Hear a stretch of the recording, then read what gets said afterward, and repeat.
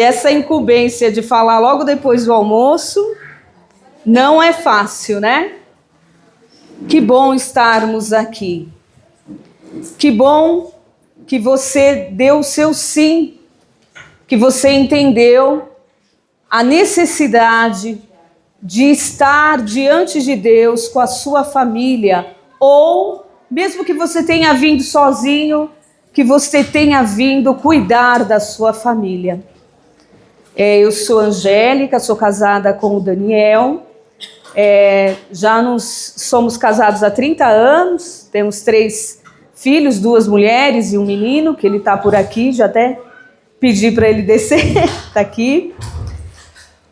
E sempre nós nos conhecemos, né, na igreja, na vida missionária, e sempre caminhamos e estivemos na presença de Deus. Sempre foi assim. Espero conseguir comunicar a vontade de Deus, a grande profecia para as famílias desses tempos. Amém? Amém. Uma notícia que para alguns deve ser difícil de ouvir, mas outros já sabem. A sua família, a minha família corre perigo. Nossas famílias são projetos, são planos de Deus. Todos nós acho que já ouvimos isso, em algum momento. E como sendo o projeto de Deus, a unidade, a célula da vida, da sociedade, que é a família, ela corre perigo. E nunca foi tão urgente, tão necessário se falar desses perigos. O tema desta pregação é os desafios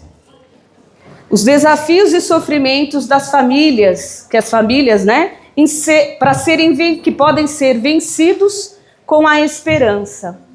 E nós vamos partilhar quais essas ferramentas que nós temos, quais as armas que Deus nos capacitou enquanto família, enquanto homens, pais, avós, filhos, jovens, anciãos, mulheres, para realmente viver e superar esses desafios.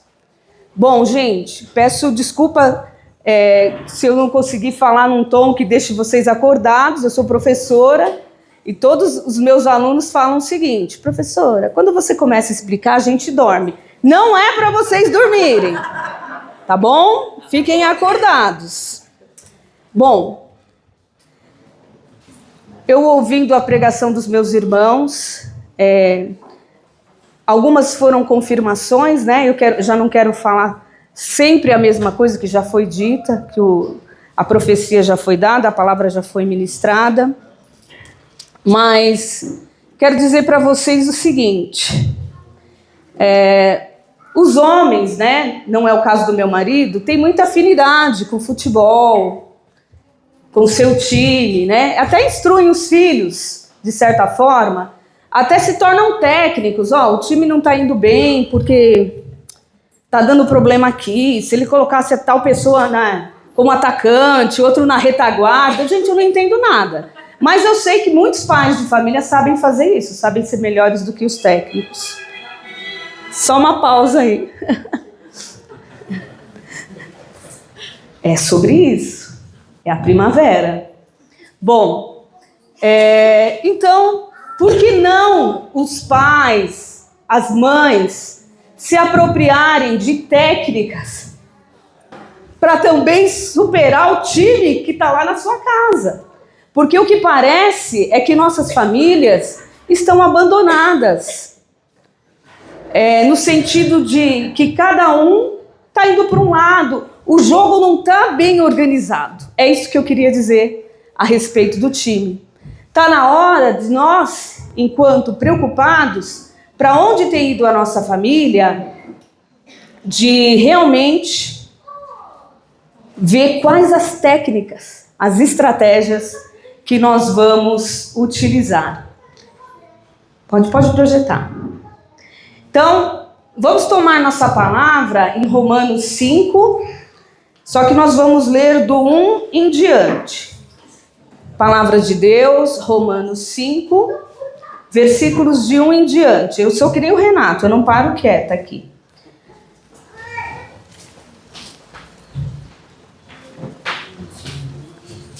Vou começar a ler aqui, tá?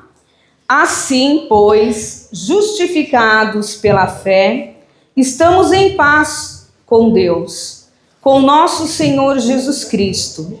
Por ele tivemos acesso pela fé a esta graça na qual estamos firmes e nos gloriamos, na esperança da glória de Deus.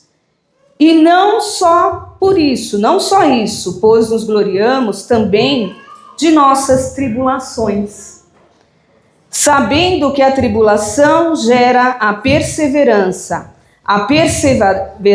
leva a uma virtude comprovada, e a virtude comprovada desabrocha em esperança. Ora, a esperança não decepciona. Vamos repetir? Ora, a esperança não decepciona, porque o amor de Deus foi derramado em nossos corações pelo Espírito Santo que nos foi dado. Paramos aí. Então, o que significa primeiro para a gente se apropriar do que está faltando na nossa família, para enfrentar efetivamente os desafios deste mundo contemporâneo, que só tem tido o desfazer, né? O propósito de desestruturar a presença do homem, atacando isto como patriarcado, a presença da mulher como mãe na sua feminilidade, no cuidado com os filhos e propriamente dos filhos, que são a herança desta célula, desta família cristã. A esperança é o sentimento de que vê como possível a realização daquilo que deseja. Confiança em coisa boa. É uma fé. Se apropriamos disso, todos nós? Entendeu? O que é a desesperança? É o desespero. É quando nós temos atitudes que demonstram o quê? Que nós estamos com um estado emocional de completa falta de esperança. E em pessoas que não vê sentido na vida do agora e nem no futuro. Nós somos uma sociedade marcada pelo que está no futuro, mas não estamos cuidando do agora. Se eu não cuido do agora, se eu não volto os olhos lá para o time da minha casa, vejo o que está dando certo, vejo o que eu posso superar, o andamento da minha casa, os relacionamentos, como a Cláudia bem disse aqui, eu não estou tomando atitude nenhuma, porque eu vou colher aonde? No futuro. E lá no futuro, o que acontece? Tem uma situação ruim, eu me desespero, eu perco a esperança. Então a esperança é algo que precisa ser praticado no agora, e nós podemos olhar uns para os outros e dizer: que bom, nós estamos no agora. Olhando um para os outros, nós temos esperança desde a hora que a gente aceitou este convite. Pode ir para o próximo, por favor. Pode soltar o play, não tem problema.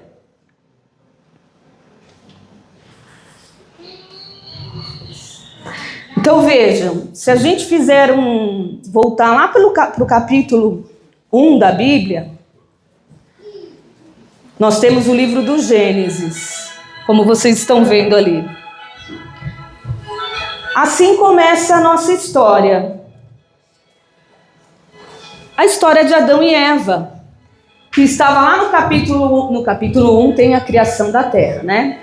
Lá no capítulo 5 a gente já está aonde? Vendo que Eva pecou, Adão apoiou, Adão também cometeu o pecado. E, gente, existe toda uma mística do que nós vivemos hoje em relação ao pecado de Adão e Eva. Ao pecado, ao sofrimento que está no mundo, ao sofrimento que está nas famílias. Aí nós podemos dizer assim: nossa, então eles pecaram e eles compraram tudo isso que para deixar de herança para a gente. Não, gente.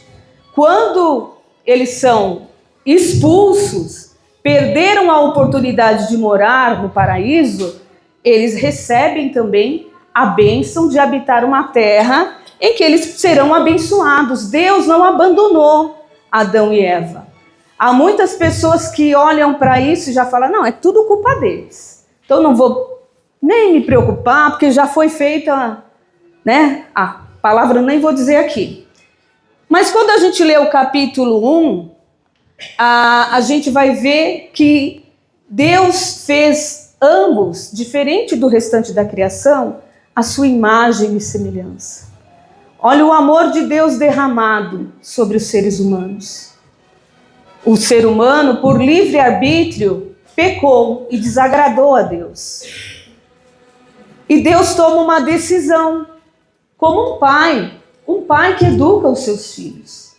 Então, a partir de agora, vocês vão sair, vão constituir família, vão plantar, vão colher os frutos da terra, vão habitar a terra. Criou-os homem e mulher e os abençoou. E deu-lhes o nome de homem no dia em que os criou. Então não é porque eles saíram do paraíso que eles perderam a graça de Deus. Que Deus deixou de olhar para a humanidade. Não, pelo contrário. Deus continuava com este casal. Vamos analisar a primeira família, então, de Adão e Eva. Nós temos um problema trágico de família aí. Qual foi? Pode tirar o som. Qual foi? Um irmão, por ciúme do outro, fez o quê? Matou. E mesmo Deus, olhando o coração de Caim, falou para ele, você está enciumado. O que tem no seu coração vai levar você à sua ruína. E ele matou o irmão por inveja. Olha o problema de família aí. Aí nós podemos observar que os primeiros, né? Pode ir para o próximo, por favor. Deixa eu já deixar o meu aqui, que eu não estou enxergando o meu. Olha lá. Depois eu volto na palavra de Oséias. Quando nós começamos a ver os primeiros capítulos da Bíblia, Gênesis e a sequência do Êxodo, nós vamos ver vários casos de problemas de família. Quando tem lá Abraão e Sara. Gente, Abraão já sabia da promessa de Deus, mas Abraão ficou muito ansioso. E falou assim, nossa, você não engravida, Sara. Nós já estamos aqui de idade, Deus fez a promessa e você não me dá o filho. Aí o que Sara fez? Acho que naquele rancor de mulher, né? Ah, vai lá, pega uma escrava e faz um filho com ela. Olha o primeiro caso. Abraão fez um filho com a escrava antes de nascer Isaac. Antes de nascer o filho da promessa. Primeiro problema de família aí. Tanto que hoje, até hoje, toda a nação árabe é filho da escrava com Abraão. Até hoje eles estão em guerra. Olha como o problema se tornou grande. Pela desobediência. Aí se a gente for olhar, né, outras situações de família, a gente vai ver ali Isaac casa com Rebeca, tem um casal de gêmeos, aí o que nasceu primeiro, né, dos gêmeos, teria direito à primogenitura, que fala, né? O primogênito. Aí o que Rebeca faz? Ela conhece o coração dos filhos e ela tira esse direito do primeiro, porque ele realmente não tinha interesse nenhum em levar a herança, né, de Deus, do povo de Deus, e passa para quem? Para Jacó. Jacó tem outro problema de família, tem muitos filhos. Jacó, pelo direito lá da época, ele não tinha uma esposa só, ele tinha várias esposas. E ele teve muitos filhos. O que fizeram com um dos filhos dele por ciúme? Venderam José do Egito. Gente, vocês estão tendo noção dos problemas de família do povo de Deus que eu estou trazendo para vocês? O próprio Davi, a Jussara lembrava aqui, Davi um franzininho lá, Samuel vai ungir, aí chama todo mundo, só não chama o pastorzinho lá, o franzininho. Quando chama, é o Davi que vai tacar uma pedra na cabeça do gigante. mas é o Davi que vai também cometer adultério. Nossa, Angélica, que feia a família de Deus, né? Meus queridos, Deus não tem nada a ver com isso. O pecado é do ser humano, é das decisões, como bem falava aqui o Júnior logo cedo. São as decisões que nos levam ao pecado. Então nós decidimos por nossas famílias. Hoje eu quero trazer uma história em especial, que é do livro do profeta Oséias. Fazer um resumo aqui para vocês. O Oséias, Deus usa, ele é o profeta, ele tem que dizer aquilo que Deus manda. Deus usa da história de vida familiar de Oséias para restaurar toda Israel. Aqui na Bíblia, vai fazendo uma análise da época, quando surgiu o profeta Oséias, que diz assim, olha, eles viviam num contexto de paz, estavam em paz, as tribos, todas as 12 tribos lá, prosperando. Haviam algumas incertezas, né, políticas lá, tem nada a ver com o que tem agora no mundo, né, mas tudo bem. Eles viviam prósperos, e o que eles começaram a fazer, o povo de Deus das 12 tribos? Para que Deus? Nossa, a gente tá tão bem, né? Esqueceram toda a história de Moisés para sair do Egito, esqueceram tudo. Nós somos os caras, nós mandamos, tudo isso aqui é nosso. E Deus levanta o profeta Oséias e usa a história de vida dele para dizer, olha aonde vocês estão, olha quem vocês eram, olha aonde vocês estão agora, vivendo vida de pecado. Eu não me agrado mais com o meu povo escolhido. Tanto que você lê, é só sobre isso. Esqueceram a aliança, esqueceram quem é Deus e começaram a pecar. E Oséias recebe a seguinte ordem de Deus: vai e desposa uma mulher, uma prostituta. Aí Oséias fica assim, né? Poxa, Senhor, uma família, um negócio tão importante, né? Por que eu vou tomar uma mulher adúltera, uma prostituta? Por que o Senhor não separou uma virgem para mim? Mas ele obedece e ele recebe. Aí tem o nome da mulher aqui, eu não me lembro. Ele a toma por esposa e constitui família com ela, aceita até os filhos dela. E também tem filhos, né? Não, é um negócio assim. É que a minha cabeça não anda muito boa, né? Aí, gente, o que acontece com essa mulher? Conseguiu casamento, né? Tô bem, tô com um profeta. Imagina, na época que as 12 tribos estavam estruturadas, imagina a grandeza de um profeta. Ela fez um bom casamento. Só que ela não era convertida. E ela continuou o quê? Pecando. Ela saiu de casa, ela adulterou com vários homens. Vai dizer a passagem que o próprio profeta diz. Aí Deus fala para Oséias assim, fala para o povo, para as tribos de Israel, de Judá, que é exatamente isso que eles estão fazendo comigo. Então ele usa a história de vida, de família, para dizer como se está se perdendo a aliança. Só que na sequência, vou fazer bem resumido, Deus fala assim para Oséias, vai atrás dela, já não basta a humilhação, né? Vai atrás dela e dá um resgate. Oferece esses tesouros, oferece esse preço de resgate. De quem Deus estava falando quando mandou Oséias ir comprar a esposa de volta? Quem é que pagou o nosso resgate? Jesus. Então, todo esse livro profético que usa a história, uma história que parece até história de novela do livro de Oséias, e da humilhação que ele possa ter passado, né, nessa situação, mas hoje não são só esposas, são maridos que abandonam seus lares porque não têm mais a esperança, não acreditam mais na missão que foi dada de família. Você recebeu uma missão de Deus. Cada um de nós, jovens, adultos, anciãos, avós, temos uma missão de família. Manter a nossa família na presença de Deus. Todos nós. Não é só a comunidade Fidelidade. Não é só o casal aqui que veio trazer a história deles. Mas é que Deus está nos dando uma responsabilidade, porque a família, como já foi dito aqui, é algo sobrenatural. Deus fará grandes coisas, milagres, maravilhas para resgatar as nossas famílias.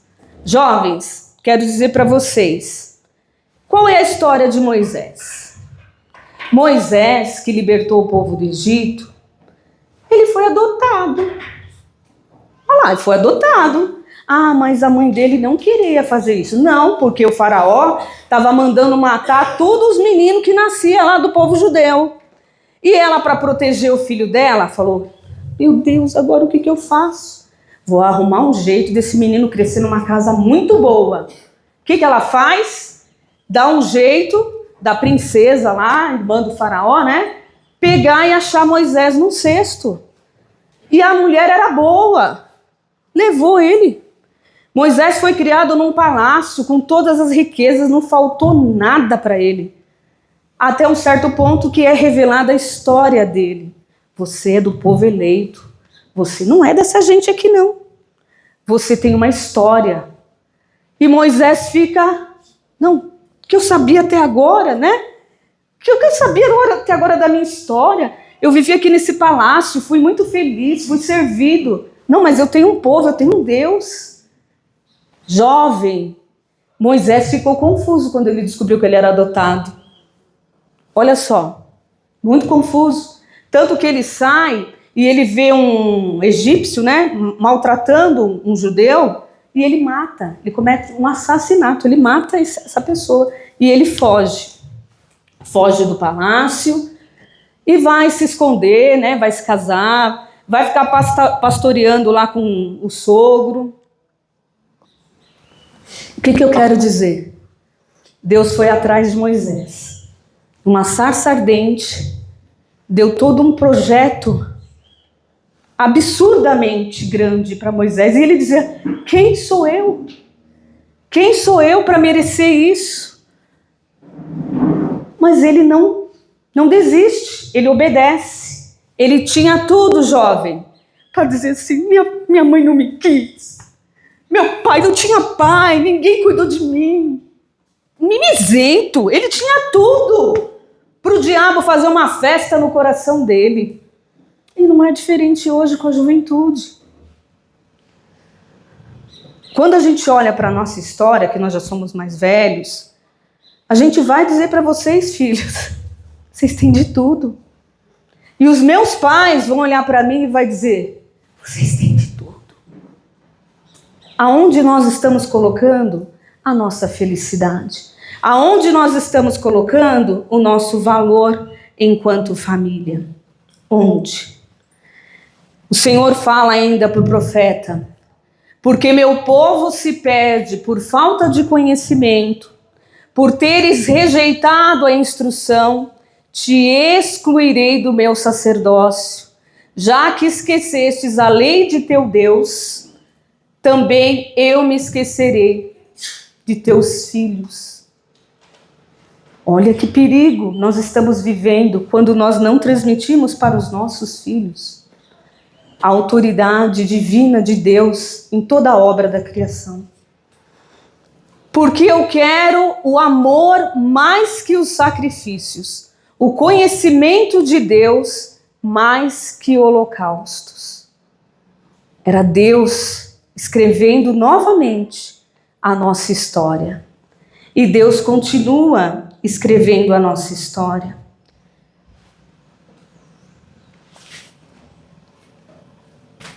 Vejam só, quando eu falava aqui dos perigos, né, que nós estamos enfrentando. Por que então, Angélica, que diante desse mundo tão difícil, eu não posso perder a esperança? Porque se você não sabe para onde você está indo, como é que você vai transmitir, como é que você vai testemunhar isso para os teus filhos? Como é que eu vou me descabelar, arrancar o cabelo, proteger meus filhos desse mundo, dessa mundanização do pecado, como aconteceu lá no livro de Oséias, com as 12 tribos? Como é que eu vou proteger se eu não revelar para eles? Você tem uma história, você tem gerações aqui, ó, que já carregam a marca, a promessa do amor de Deus. Ah não, meu filho não quer ir na igreja, meu filho não quer rezar. Ah, deixa, quando ele crescer, ele escolhe. Você já perdeu essa disputa, você já perdeu esse time aí que você está montando, já era. Meus queridos, é para o agora. Nós precisamos saber para onde estamos indo. Pega aí a sua palavra em Romanos 8. Para frente um pouquinho de Romanos 5.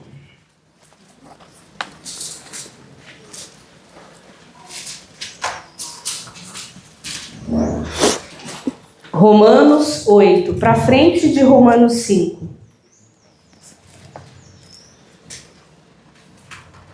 Eu penso que o versículo 18. A esperança da glória. É para lá que nós vamos. É para o céu. E nós vamos levar todos juntos. Romanos 8, versículo 18. Eu penso que os sofrimentos do tempo presente, do agora, não têm proporção com a glória que há de ser revelada em nós. Em quem? Em nós. De fato, toda a criação espera ansiosamente a revelação dos filhos de Deus, pois a criação foi sujeita à vaidade. Tudo debaixo do céu nesses tempos é vaidade. A nossa exposição nas redes sociais, vaidade. O nosso jeito de se comportar, de se vestir, é sempre esperando a aprovação do outro. Jovens têm muita tendência a se modelar pelos outros adolescentes, para serem aceitos. Querem a aprovação e aí entram em atrito com os seus pais. Não é? Ah, mas você está entendendo não, isso daqui é da minha época, não é da sua. Sua época foi de outro jeito, eu concordo. Mas muitas coisas que estão acontecendo agora não nos está nos levando por um caminho de santidade, não está nos levando para o céu.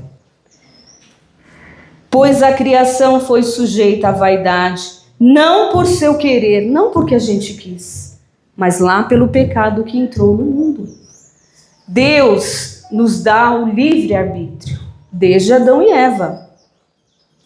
Por dependência daquele que a sujeitou, na esperança de que a própria criação seja libertada da escravidão, da corrupção, em vista da liberdade da glória dos filhos de Deus.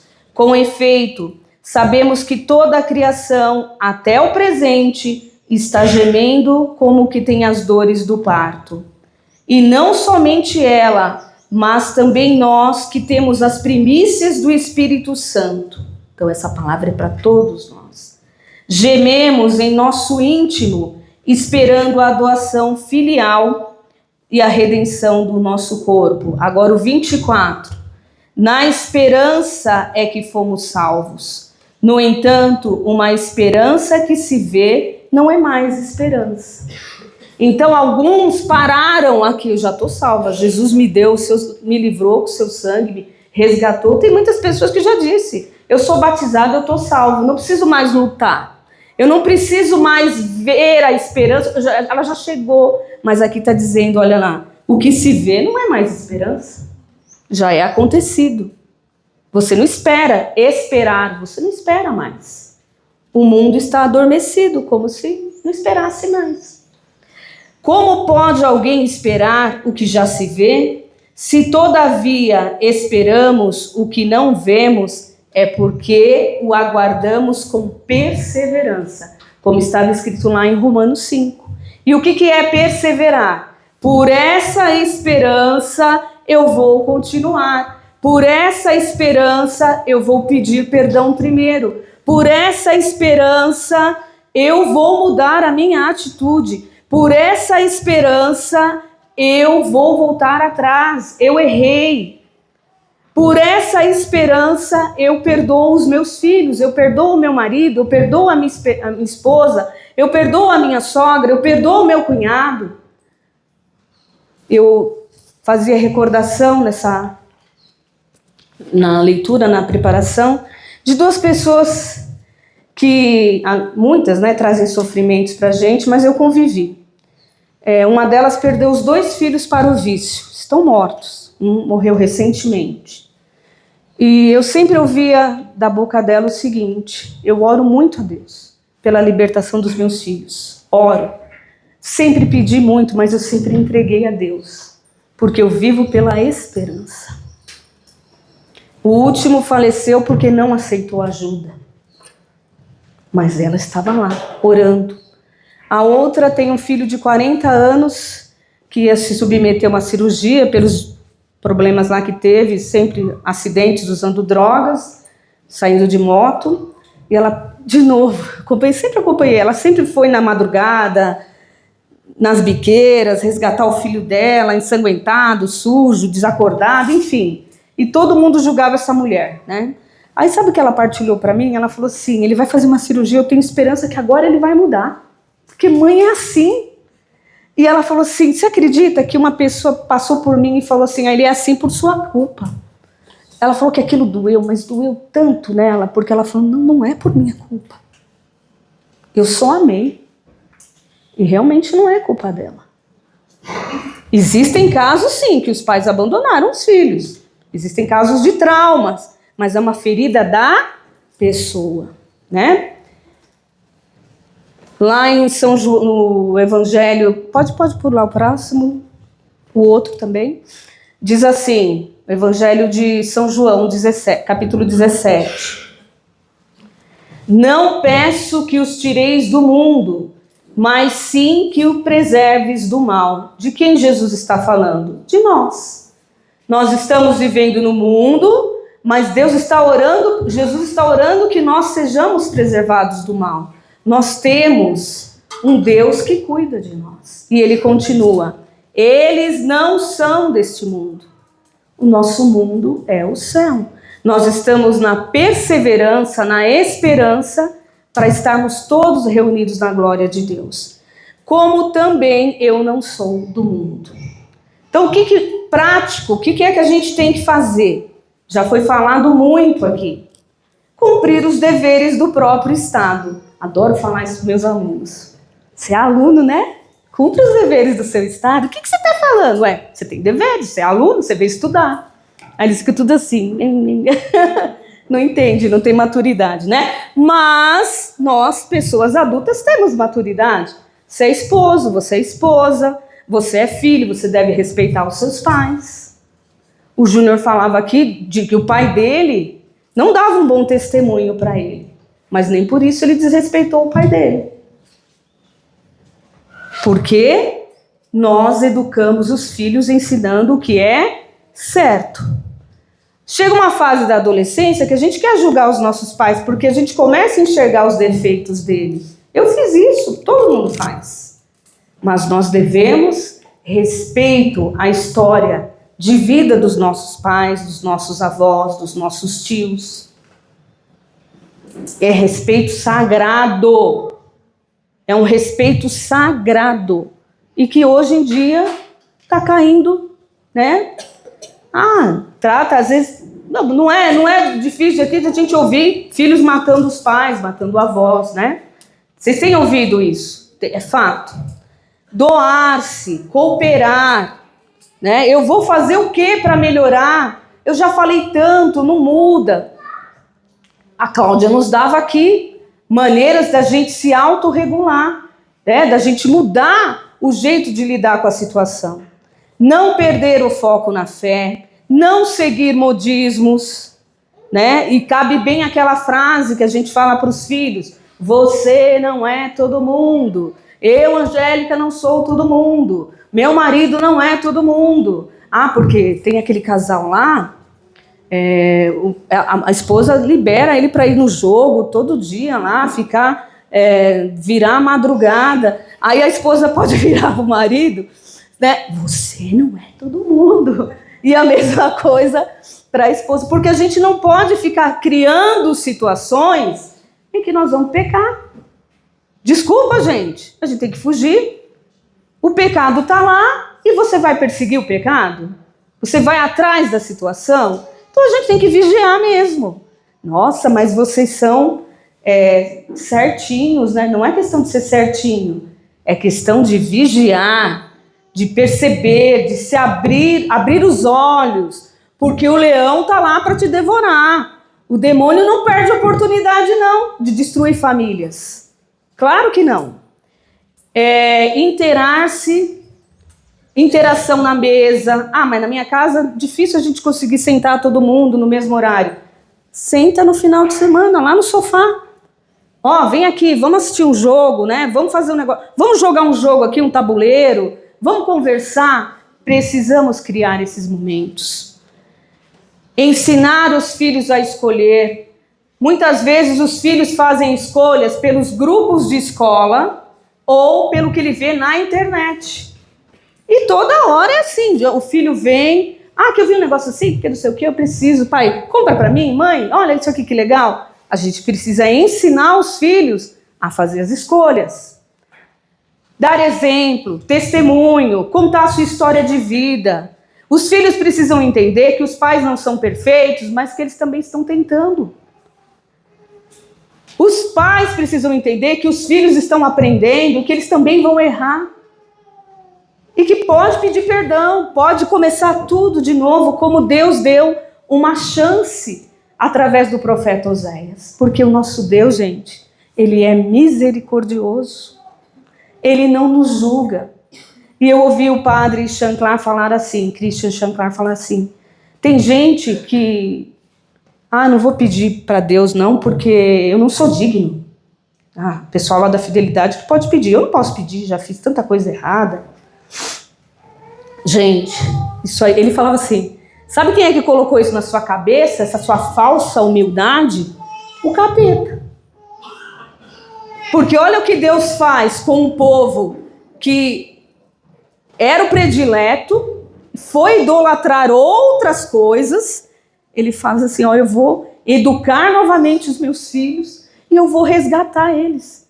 Até o ponto de que ele mandou o seu próprio filho para pagar o preço do nosso resgate. Isso não é um Deus que nos ama, que é Pai? Que nos quer na presença dele, ele vai correr atrás da gente, ele vai tentar de tudo. E não é porque a gente se lambuzou no pecado que nós não temos mais direito com Deus. Entendam isso. Entendam isso. Eu trouxe histórias aqui e poderia ter trazido outras, né? Da Bíblia, que são situações de família, para nós crescermos juntos, para nós aprendermos. As nossas casas, os nossos filhos, nós não somos perfeitos, mas nós estamos vivendo por uma esperança que nós não podemos deixar desaparecer nunca, não podemos deixar de lutar. E para encerrar, eu estou encerrando, eu trago aqui uma comparação que eu achei perfeita com as 4 estações. Todo mundo sabe o que são as 4 estações, não é? Nós estamos agora saindo do inverno, vamos para a primavera.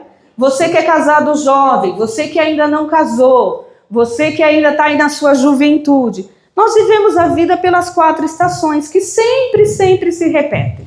Sempre.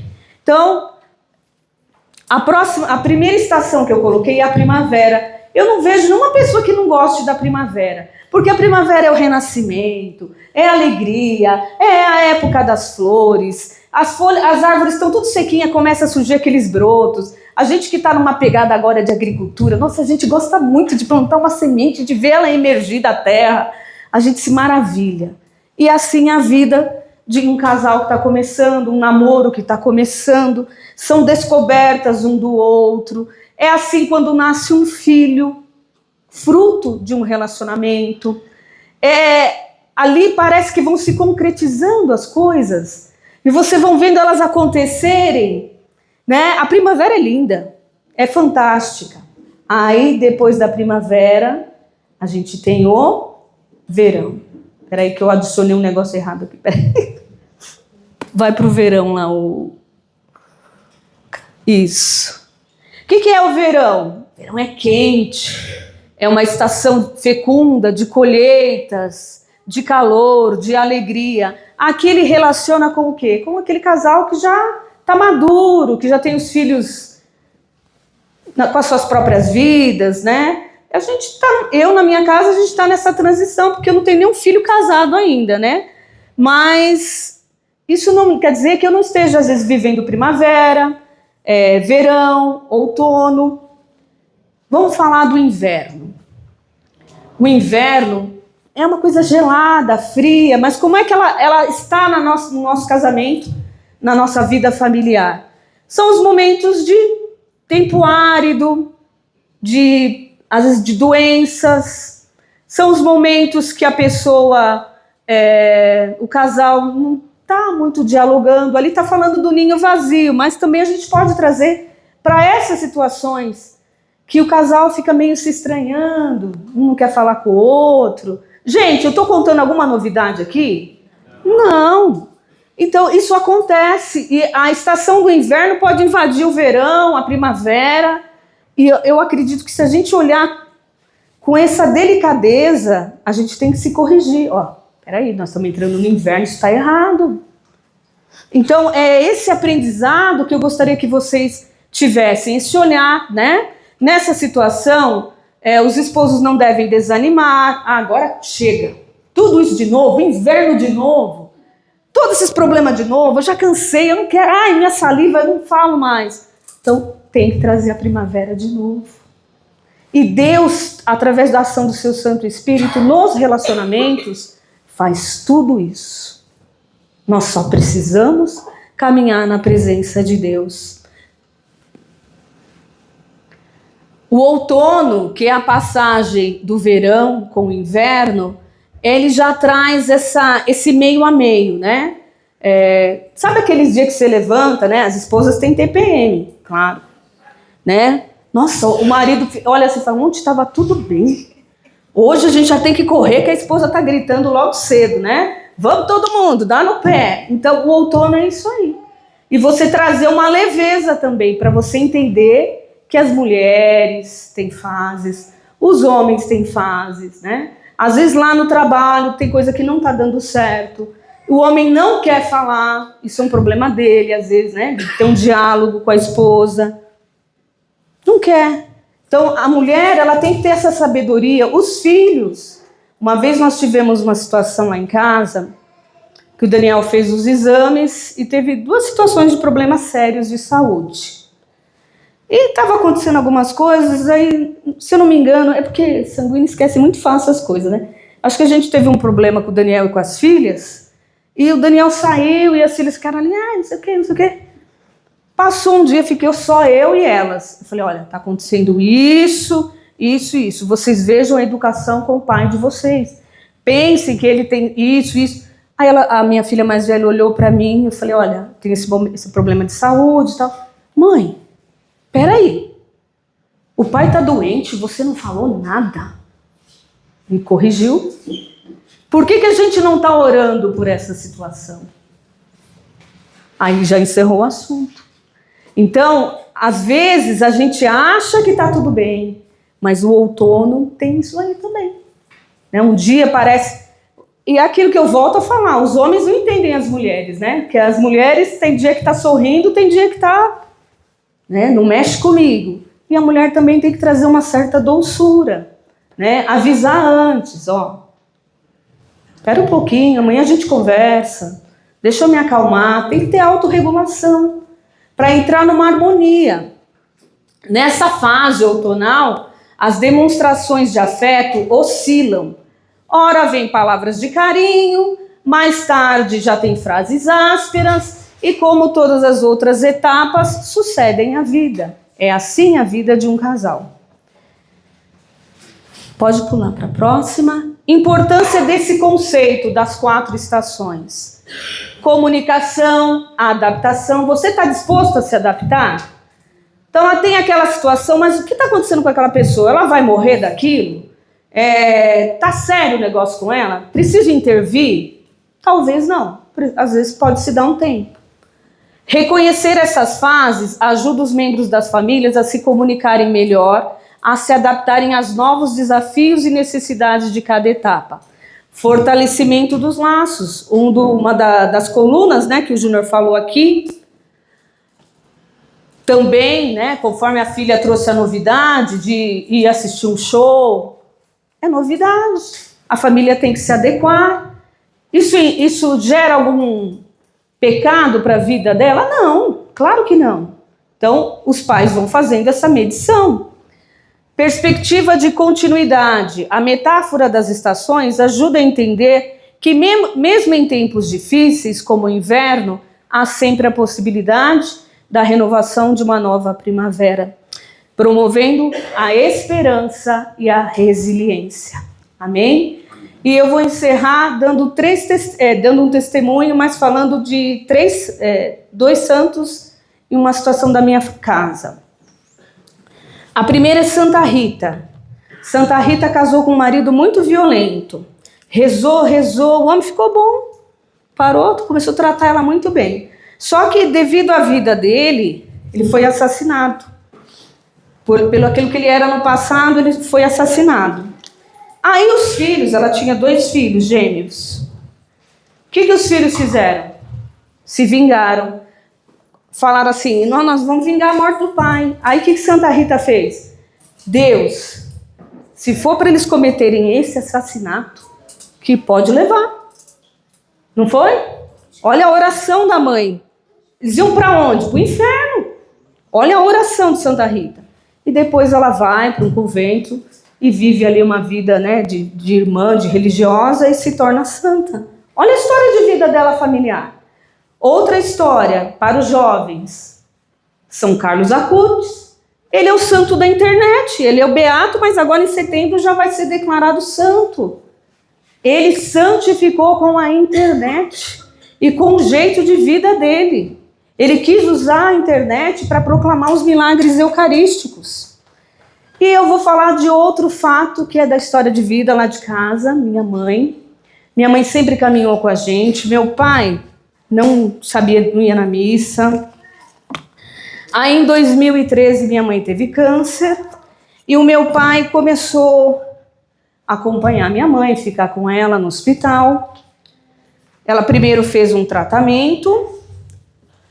Deixa eu beber água.